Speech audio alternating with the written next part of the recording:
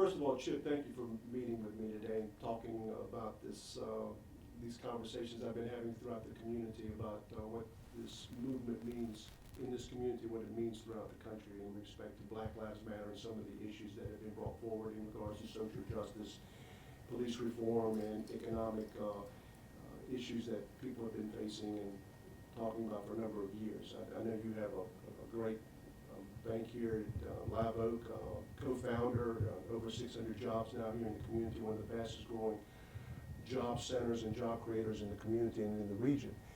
And kind of want to just get your take and your thoughts about what you see out there and what you feel. The leadership team here at Live Oak Bank received a lot of pressure internally to make an internal statement. We then received a lot of pressure to make an external statement on social media. And we have a lot of sayings here at Live Oak Bank, and one is panic slowly. And I rather thought about those days as, how many sermons do you remember on Tuesday that you heard on Sunday? So let's not make a statement to make a statement for a statement's sake, but let's think about what we're going to actually do. We've been a major participant in Hometown Hires, now Step Up, that you're quite familiar with. We've been a major supporter of GLOW, Girls Leadership Academy of Wilmington, which is going quite well. We now have almost 400 students at GLOW. My only experience with massive success is by the lady in New York that started what GLOW is today. So Ann Tish of the Tish family, an incredibly wealthy family in New York City, 25 years ago started what is GLOW in Harlem. And sixth grade to 12th grade, 100 girls in each grade. 100% graduate from high school and 100% go to college. That's what we're trying to replicate, right? So it is sad but true. When our girls go to GLOW in the 6th grade, they're fundamentally 3 grades behind. And it is the goal of the management team out there, the teachers and Todd who runs the place, to have functional parity by the 9th grade. And we're getting there. And that's the cycle that we've got to break. And if we can get there and they can see success on the other side, then they can capture the world. When we're talking about access to capital, is there ideas or thoughts about that? That doesn't have to meet the strict guidelines maybe of FDIC and what the feds put down, or is that something that would have to be created with a separate fund? Just you're a pretty sharp guy. You're thinking through a lot of things, and you're pretty creative.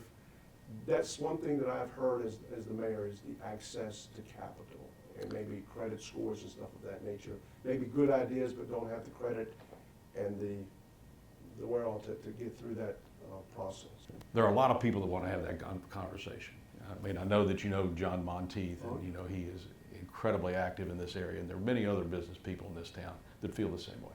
So what's interesting are the times that we live in and everything that we're talking about that's happened in the last 4 or 5 months. This is the purpose of this interview, Sure. right?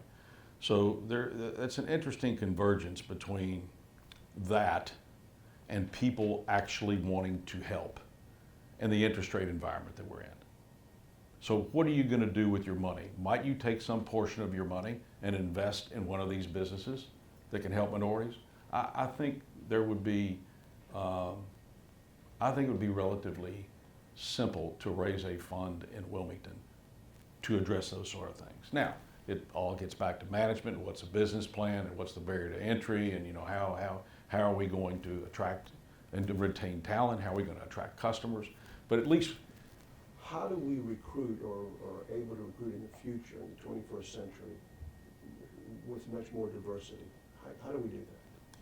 Well, you know, I think it is an evolution, Mr. Mayor, not a revolution. This is going to take time. And I view it a little bit like a fraternity rush, right? So when you're joining a fraternity, who do you talk to? Not necessarily the seniors. You talk to the sophomores that were freshmen last year.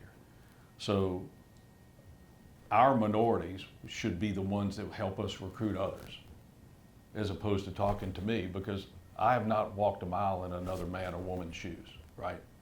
So if If we can actively allow that to multiply, that's what we intend to do.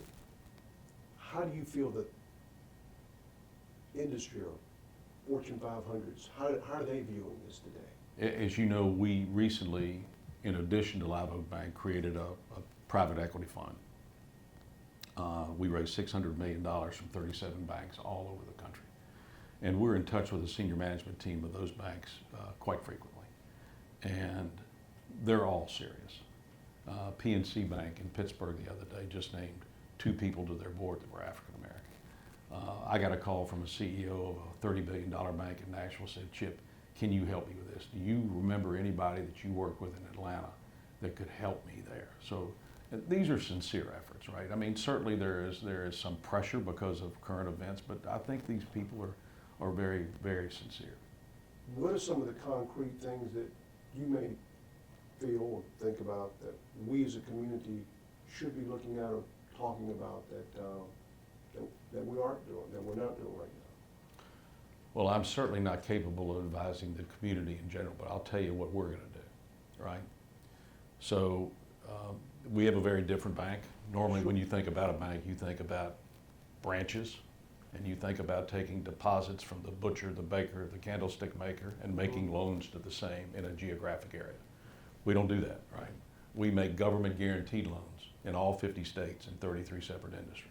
We are going to build a building in downtown Wilmington, in the general area, and we're going to populate it with our people that know and understand more about government guaranteed lending than anybody on the planet, and other guaranteed programs, right?